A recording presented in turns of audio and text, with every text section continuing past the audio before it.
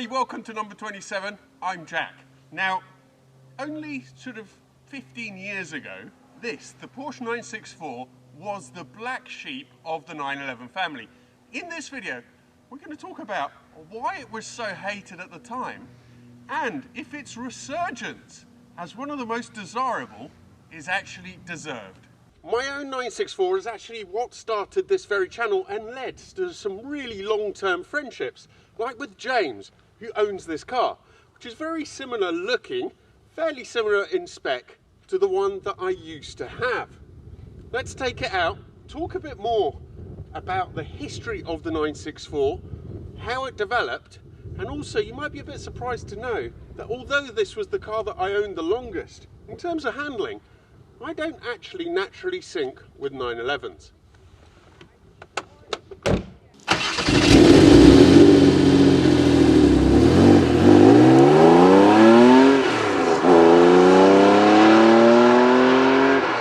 So why was the 964 so unpopular?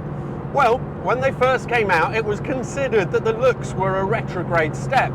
They'd obviously tried to make the design a little bit more modern by adding big body coloured wraparound bumpers. They tried to smooth it out.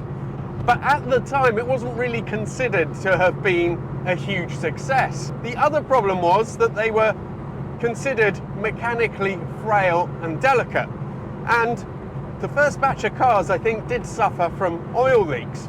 Lastly, this still retained the same basic suspension setup as the earlier 911s. So the handling was, although somewhat tamed, especially in the C4 versions, was still considered to be a little bit old hat.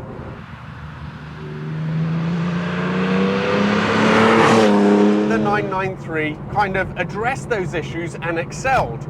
It was considered a very pretty design. It had a multi-link setup at the back, so for the first time it was thought that the 911 really made a step forward in terms of handling. And those earlier engine issues that 964s suffered from didn't affect that car.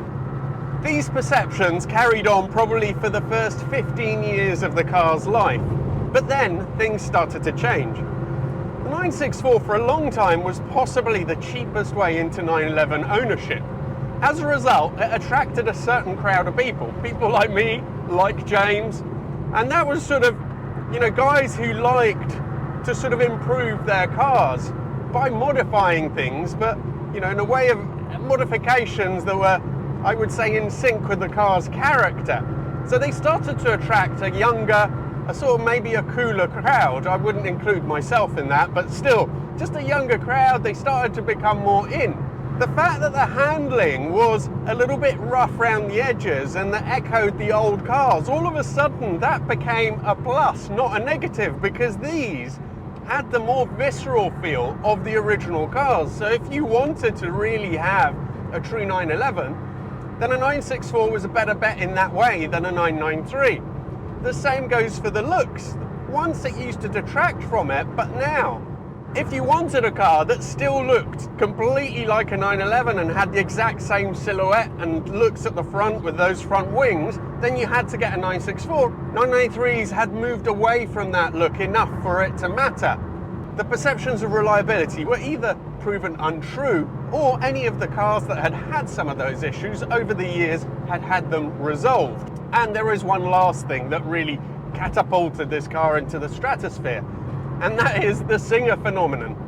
So all of a sudden, loads and loads of these cars were being poached. Now, there's two things about the Singer thing. First of all, there's the halo effect, that they were being used to make one of the most desirable hot rod 911s, well, the most desirable hot rod 911 out there. They were the basis for that.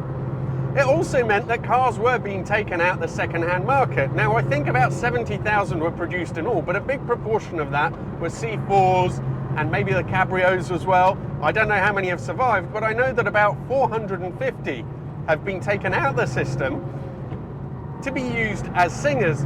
That meant that overall that spread over to a much bigger demand for these as hot rods. Let's just do a little run through the gears in this one. Bring me back to what mine was like as well.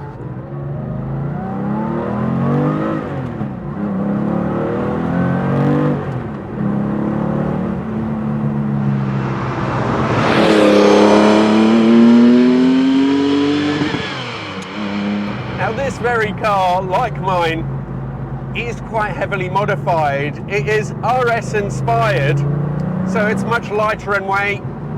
This is actually a 3.8 build by RSR as well.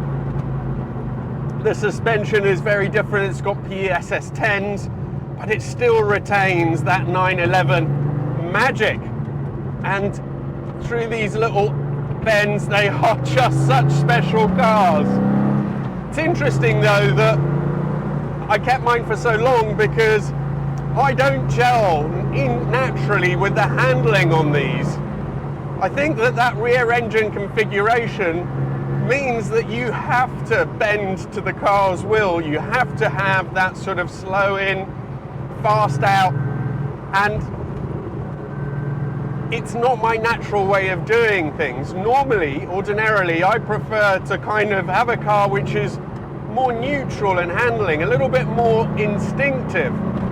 The thing with these though is that once you have it settled in the corner and you start to push it, it kind of just sticks down to the road and it feels everything gels together.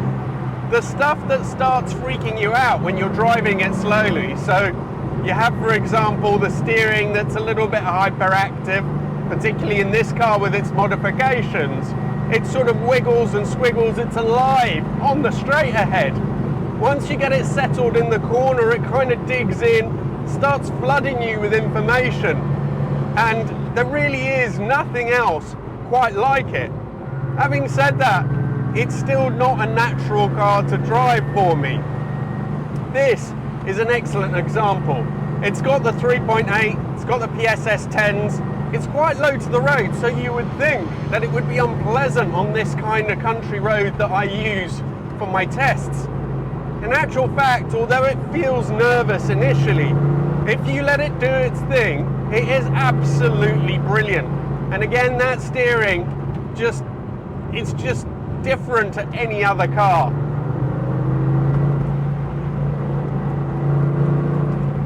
Now, James elected on this one to have the engine more dialed in for torque than top-end power figures, and I applaud that, and you can feel it. It feels very much like a normal 964 engine, just better everywhere. My own one, I had cup cams. It was a little bit more revvy and peaky at the top. It didn't obviously have the power that this did, but it feels lovely.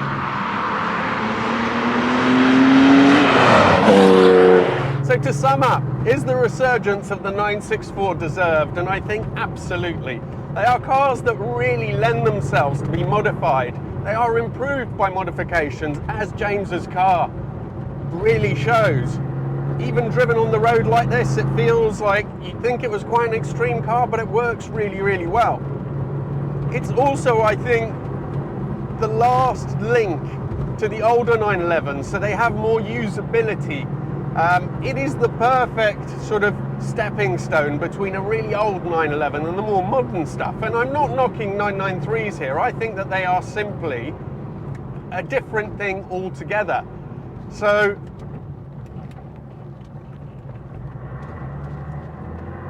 that rear suspension objectively is an improvement, but it just doesn't give you the same feel as the older cars. They're just more polished 993s. So it depends what you're looking for. I do really like the way they look, but if you must have the old design, if you must have those front wings, but a more usable design, then the 964 is the only way to go. So the other thing about 964s is the kind of people that they bring you into contact with. Some of my oldest friends come from the time when I first bought mine.